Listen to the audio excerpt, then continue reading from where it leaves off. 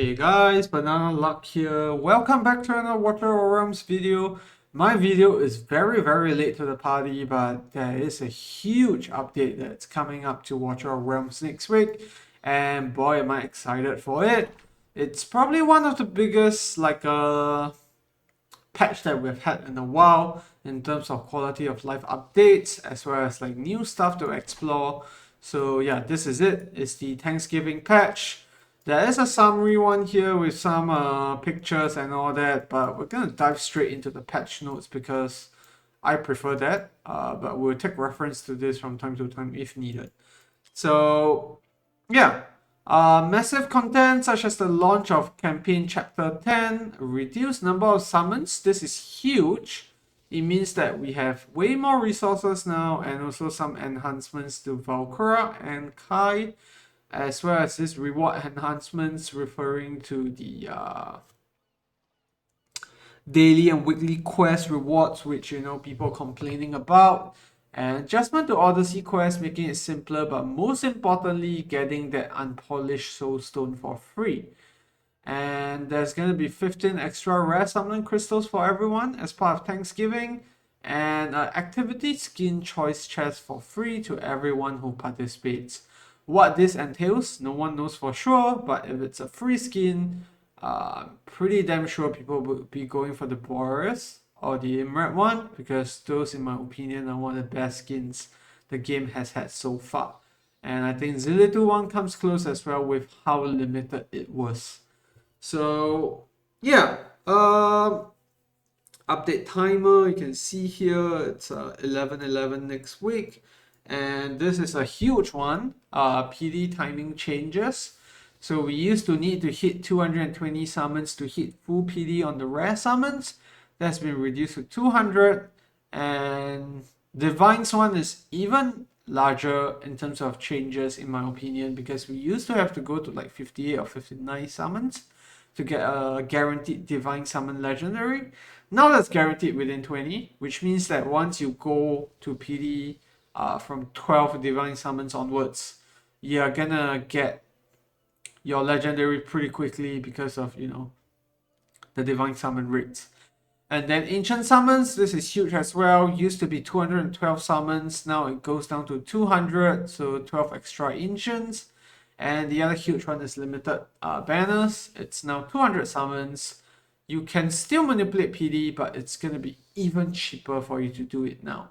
Probably, 220 summons to get full PD on the limited, plus the normal rare banner that the event would have normally.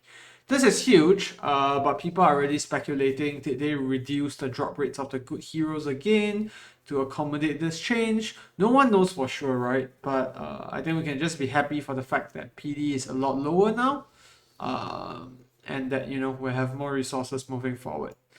And then we have the hero adjustments. Valkyra, this is a nice one.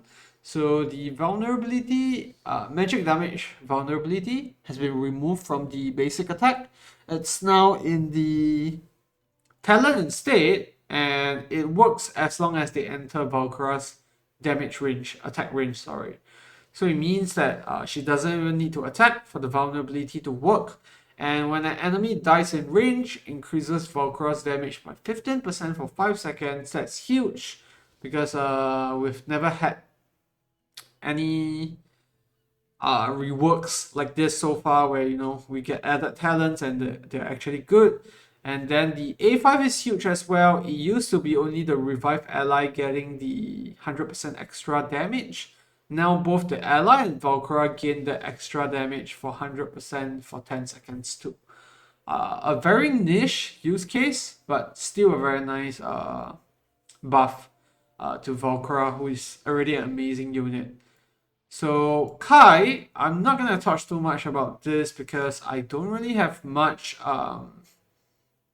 experience with him, but from what I can see, it's mostly damage adjustments, and most importantly, getting more rich quicker.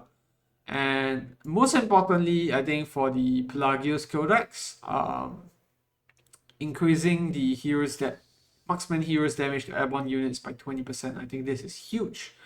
And then A1 also has a 20% defense reduction, reduced costs, and yeah, so on and so forth.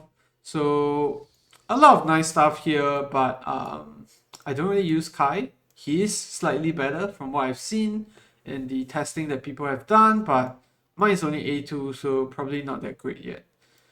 And now this one here, text have been entirely revamped. I'm not sure what this means. A3 before and after. 35% of the direct damage. What's the change here? Within 10 seconds after Ember Strike is activated, deals damage 2 times.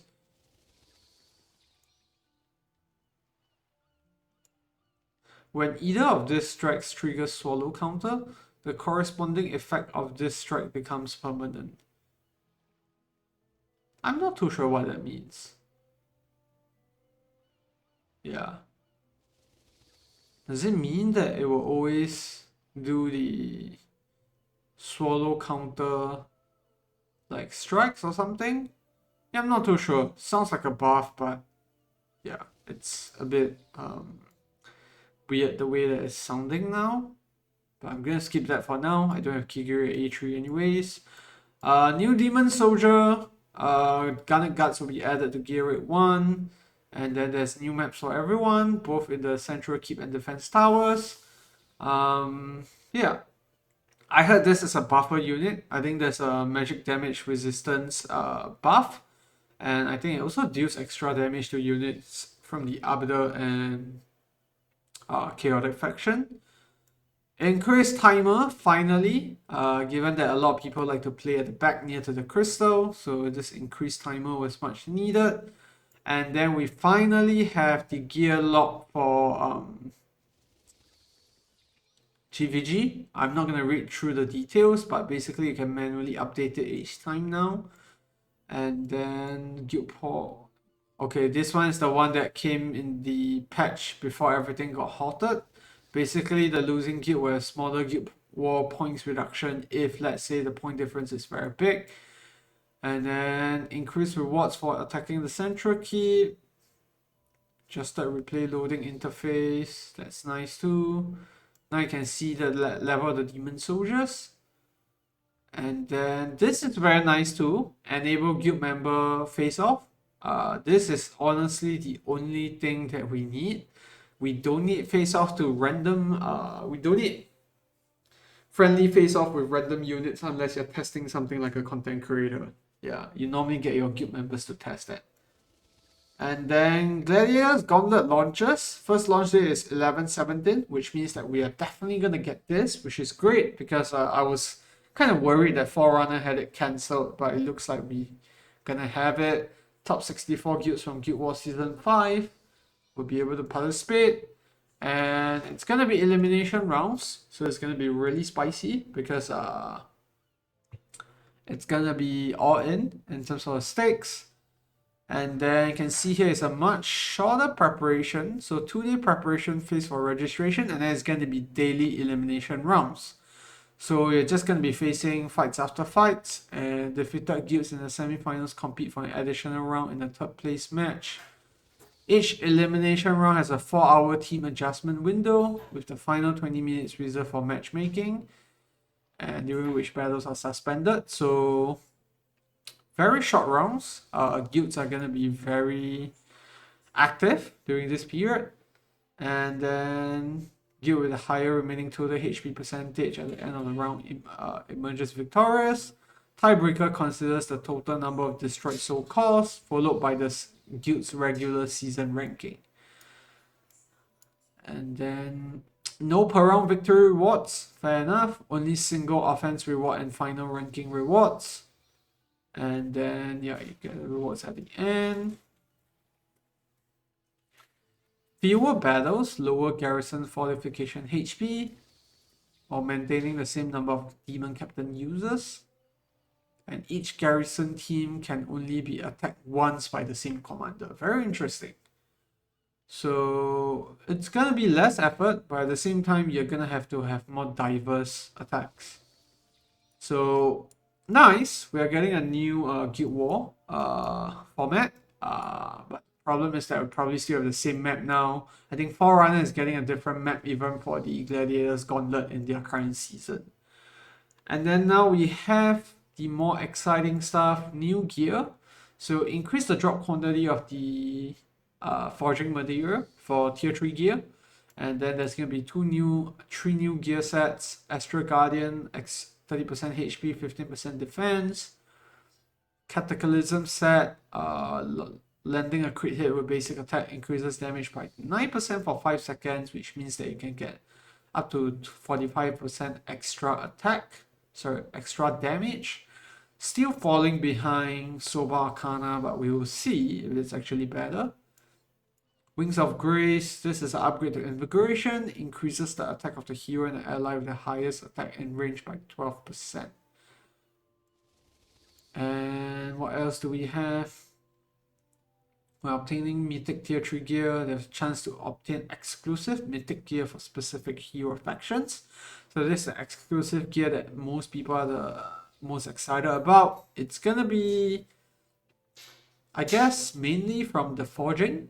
And if let's say the Gear Dungeons shop sells this gear pieces, they may have a chance to become the exclusive gear as well. So you can see exclusive gear can also have ancient and variant versions. Okay, this one came early. It just hit Forerunner not too long ago. When selling ancient or variant mythic gear, you randomly receive some of this. If you have very bad ancient pieces, you can sell them now to get a chance to get this. And then, yeah, thumbs up label to the hero gear interface. Not sure what this means. Okay, reward enhancement. We have no idea what this means, but I'm guessing that we're just gonna straight up get better rewards there, maybe more rare shards. And then a change to the daily quest, no more gear enhancement. Instead, we're gonna have the faction trial clearance, which people do daily. And then obtain 3 pieces of gear is gonna be changed to 1 piece of gear instead. And the most exciting one, I think, are these two. We're gonna get 2 free unpolished legendary Soulstones. And yeah, I'm gonna get both of them right off the bat because I already cleared Odyssey. And Gear Dungeon 1-10 and 2-10 as well, but no heroes for me to use this on at the moment. I'm saving it either for Imrat, either that or it's going to be an Ardea, bringing her to A3, or maybe even Ajax as well if I do get him one day. Because I have 1 unpolished Soulstone at the moment and 2 more coming up next week after the patch. And the new achievement and medals, I'm assuming it's not gonna be any big rewards, maybe the 30 diamond ones. Then 120-day window for Windows login and reducing the difficulty of some Odyssey quests. And the skins. And then added the chapter 10 campaign. This is huge as well. After clearing gear rate 1, 2, and 3, stage 18 of these 3 gear rates, it's a guaranteed chance that this slot will get the really nice resources. So rare summoning crystals, stamina, huge stamina potion, but I think the huge ones are the legendary summoning shards, as well as the ancient summoning shards. Refining crystal, gear recasting hammer, I'm not a big fan of those items, but still nice to have. Definitely gonna buy them. But it'll be interesting to see how much they are being offered for, because after all, they're gonna be shards.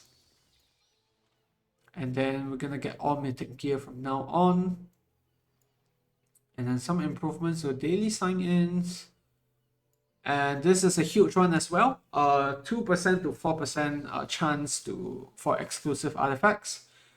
So if you're holding on to any of the exclusive Meteorite Forges, make sure to hold on to the patch because this is a 2 times increase in terms of the chance to get exclusive gear and exclusive artifacts, and people have been complaining about this for the longest time.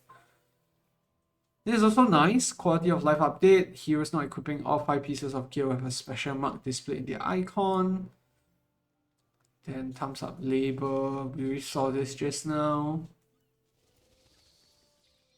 And yeah, this one was bugging me for the longest time as well, but you basically had the same theme presets for stage 19 and 21. Now they're going to separate it. So yeah, pretty big patch. What I'm most excited about, honestly, is the PD timer reduction, as well as the Guild Gear Locks. And then last but not least, also the exclusive gear, definitely. I'm not so excited about the free Soulstones because I have no one to use them on. But really exciting for the gear because we're going to see another level of power creep coming in, especially when it comes to GvG. Will be interesting to see if some of these sets would change the way that, you know, the GvG meta is, whether you will need another level of even more ridiculous BP on your demon soldiers to kill units that, for example, have the Astral Guardian tank sets, and also the exclusive gear bonuses for like the Northern faction, for example. So yeah, that's gonna be it for the video. This one just showcases some of the maps, some of the units. Not gonna bother too much about that until we actually get the chapter 10, and then you can see a sneak peek of the exclusive gear as well as the Guild War new maps. Looks like Ardea and Arrogance will be meta again, which is great. And yeah, there's also a free Isolde skin for the next round of what do you call that? Gladiator's Gauntlet, and then there's also exclusive artifact forge for Allura. So yeah, that's gonna be it for the video. Thanks for tuning in, guys. Let me know down in the comments what you're most excited about in this upcoming patch. It's gonna be huge, and can't wait for the exclusive gear most of all because, you know, I've been saving the forging material for the longest time. Over here we have about 4,000 each now. I haven't completed my gear dungeon runs this month yet, so probably gonna do that so that we get more of this forging material up, and also gonna start farming exclusive artifact forges again. Sorry, the wisdom meteorites again, because I wanna get a chance to get the next artifact, which, you know, I'm banking on the 4% exclusive forge rates to do something good for us here. But yeah, that's gonna be it for the video. Thanks for tuning in. Do leave a like or subscribe to the channel if you enjoyed the content, and I'll see you in the next one. Goodbye.